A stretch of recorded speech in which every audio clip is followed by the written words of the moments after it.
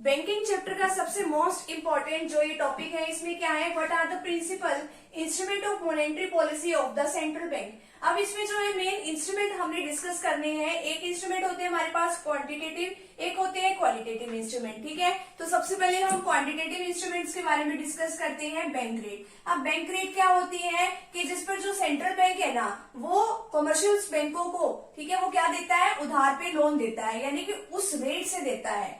अब जो है कमर्शियल बैंक को जिस रेट पे लोन मिला, अगर मान लो सेंट्रल बैंक ने जो है अपनी इंटरेस्ट रेट बढ़ा दी, अब जो सेंट्रल बैंक जिस रेट से इंटरेस्ट लगाता है ना उसके ऊपर, कमर्शियल बैंक के ऊपर, उसको क्या कहते हैं, बैंक रेट। यानी कि बैंकों को जो सेंट्रल बैंक से लोन मिला है, ठीक है, उसके ऊपर इनको बैंक रेट पे करनी पड़ रही है। अगर मान लो सेंट्रल बैंक ने वो जो बैंक रेट है वो बढ़ा दी, अब जब सेंट्रल बैंक से कमर्शियल बैंक को ही लोन महंगा मिल रहा है, तो कमर्शियल बैंक जो है आम जनता को क्या लोन सस्ता दे देगी?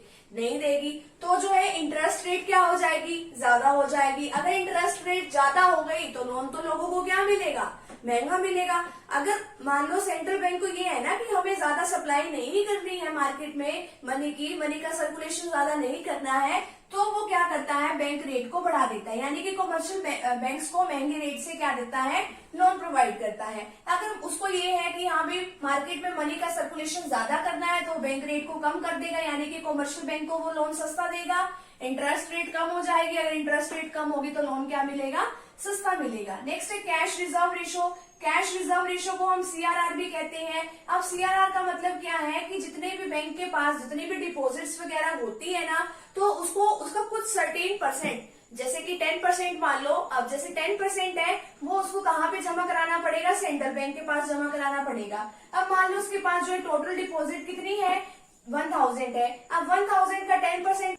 टोटल डिपॉजिट कितनी है, 1000 का 10% निकालना है। ठीक है, अब 1000 का उसने 10% निकाल के उसको कहाँ देना पड़ेगा, कमर्शियल बैंक को सेंट्रल बैंक के पास जमा कराना पड़ेगा। अगर हमने 1000 का 10% किया तो कितना बना, 100। तो यानी कि उसको 100 रुपीज तो कहाँ जमा कराने पड़ेंगे, आरबीआई के पास। अब बाकी जो बचे 900 जो उसके पास डिपॉजिट के तौर पे लोगों ने जमा कराए हैं, वो उसको कहाँ दे देगा, वो अपने जितने भी उसको आगे लोन फर्दर देने हैं उतने वो दे देगा। लेकिन अब इसमें जो है कैश रिजर्व रेशो हमें देना पड़ता है, और जो है स्टैट्यूटरी लिक्विड रेशो भी होती है। अब उसको जो है 10% तो मान लो उसने आरबीआई को दे दिया। अब मान लो स्टैट्यूटरी लिक्विडिटी रेशो का मतलब क्या है कि 10% अब मान लो उसको खुद भी रखना पड़ता है। ठीक है, किसको रखना पड़ता है, कमर्शियल बैंक को अपने पास जो है टोटल डिपॉजिट का 10% अपने पास भी रखना पड़ रहा है।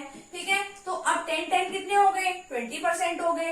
अगर मान लो कि इसको ये है, जो हमारे देश का सेंट्रल बैंक है, कि हमें जो है ज्यादा लोन नहीं देना, ठीक है, मार्केट में मनी का सर्कुलेशन ज्यादा नहीं करना, तो अब 10 के बजाय ये रेट पता है कितने कर देंगे, 20%।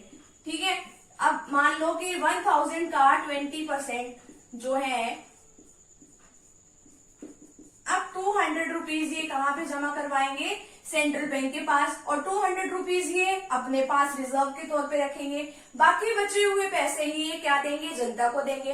अब इनके पास अगर खुद ही पैसे नहीं होंगे, इनके तो पैसे जो है 100 रुपीज और बढ़ गए ना, ठीक है, जो उसको रिजर्व के तौर पे रखने पड़ रहे हैं, तो लोगों के पास, आम जनता के पास लोन के लिए पैसा कम जाएगा। अगर इनको ये मनी का सर्कुलेशन, ठीक है, ज्यादा करना है, तो ये इसकी जो अमाउंट है, जो इसका परसेंटेज है, वो क्या कर देंगे, कम कर देंगे। ओपन मार्केट ऑपरेशंस है, जो सिक्योरिटीज है, वो खुली मार्केट में जो है ओपनली खरीदी और बेची जाती है। अगर इसको ये है कि हमें मनी का सर्कुलेशन ज्यादा करना है या कम करना है, वो इसके अकॉर्डिंग हो जाता है। ठीक है, ये तो है इसके क्वांटिटेटिव फैक्टर्स यानी कि इंस्ट्रूमेंट। आगे क्या है इसके क्वालिटेटिव इंस्ट्रूमेंट। अब सबसे पहले है मार्जिन रिक्वायरमेंट। अब जब भी आप लोन लेते हो तो बैंक आपसे कुछ सिक्योरिटी चार्ज करता है ना।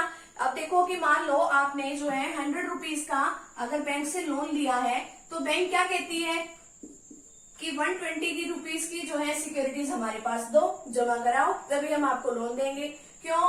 क्योंकि जो है अब हो सकता है कि आप पैसे ना भी दो, हो सकता है ना आप पैसे ना भी दो, लेकिन अगर आपने ज्यादा पैसों की सिक्योरिटी जमा करा दी वहां पे, तो आपको ये होगा कि हाँ भाई ये वाले जो पैसे हैं वो हमें रिटर्न करा देने चाहिए, ताकि हमें अपनी सिक्योरिटी तो वापस मिल जाए। अब वो मार्जिन रिक्वायरमेंट में क्या होता है कि अगर उसको ये है सेंट्रल बैंक को कि हमें जो है ज्यादा लोन नहीं देना, तो ये इस मार्जिन को और बढ़ा देगी। अब ये कहेगी कि 100 की बजाय ना, अगर आपको 100 रुपीज का लोन चाहिए तो 150 की पहले सिक्योरिटी जमा कराओ, फिर हम आपको लोन देंगे।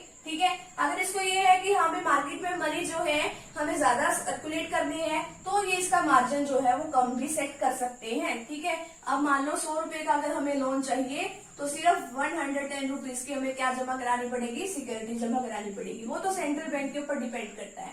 नेक्स्ट है rationing of credit. Rationing of credit का मतलब क्या है, समझदारी से काम लेना है। अब ये नहीं है कि एक ही पर्सन को सारा लोन दे दो, इसका भी एक कोटा सेट किया हुआ है कि हाँ भी इतना लोन ही लोगों को प्रोवाइड कराना है, इससे ज्यादा नहीं। डायरेक्ट एक्शन, अब डायरेक्ट एक्शन लेना है यानी कि देखना है कि सारा काम जो है बैंकिंग सिस्टम के अंदर हो भी रहा है या नहीं हो रहा है। ये तो नहीं कि कोई गलत फायदा उठा रहा है। अगर कोई गलत फायदा उठाता है, कोई गलत काम करता है या ज्यादा जो है जो मनी का गलत यूज कर रहा है तो उसके खिलाफ जो है डायरेक्ट कार्रवाई की जाएगी। नेक्स्ट है मोरल सुएशन। अब इसका मतलब क्या होता है कि हाँ भी जो हमारा जो बैंकिंग स्ट्रक्चर है, जो हमारे कॉमर्शियल बैंक है, उनको गाइडलाइंस दी जाती है कि आपको हमारे अकॉर्डिंग ही, हमारे रूल्स एंड रेगुलेशंस के अकॉर्डिंग ही काम करना है, अदरवाइज आपको काम नहीं करना है, ठीक है। इनको मोरल परसुएट किया जाता है इस तरीके से। तो ये हमारी क्वांटिटेटिव एंड क्वालिटेटिव इंस्ट्रूमेंट है।